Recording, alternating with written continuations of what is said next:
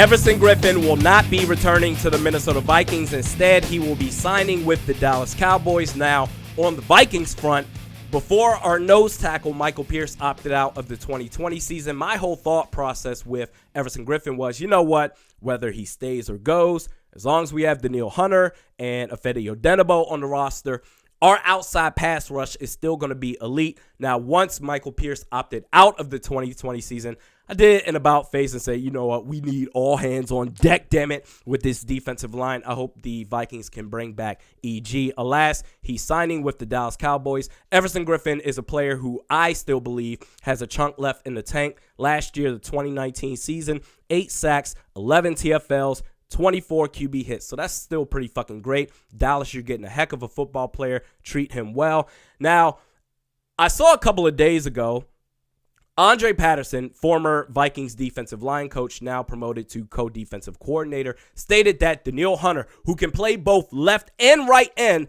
is going to stick at left end. And I hope he was saying that with the mindset or the expectation that Everson Griffen was going to come back to the Vikings roster and play right end. Because I tell you what, now that EG is gone, I like Ifeadi Odenigbo a lot. I've been singing his praises the last year and some change.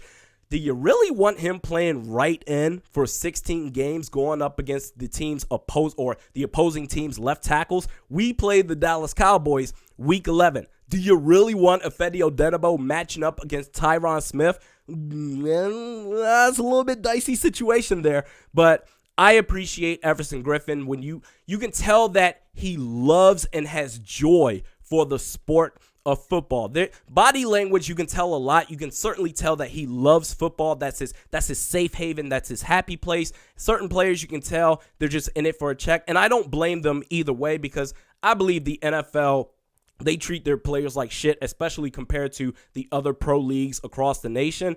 But 2018, I mean, when his season got interrupted, I'm not going to speculate on what happened because that's Everson Griffen's story to tell. But mental health is already difficult enough when you're dealing with it by yourself. But to have it under the microscope for the whole nation to see, I can only imagine how tough that is to deal with. And maybe not a lot of people can recover from that, but Everson Griffen, he recovered from that, and I'm just so happy for this dude. This isn't some kumbaya signing. This is still a heck of a football player with a lot left to give. I just have so much appreciation for Everson Griffen, whether he's on the Vikings roster or not. And I honestly think he's a true inspiration for those out there that are just going through shit after shit in their everyday lives to say, you know what, this man is a walking testimony. If he can overcome what he did in 2018 with the whole world looking at this dude, maybe I have a chance too. So much love to Everson Griffen. Salute to you, bro. I respect you. The only thing I will say, though, is watch out for the penalties. Can be a little bit antsy. Last year in 2019, he had 8 penalties. 5 of them were either neutral zone infractions or offsides, but I'm just messing with you. This dude is a football player. He's still an effective pass rush. He's going to help the Dallas Cowboys defense a lot. We do this at least once a week.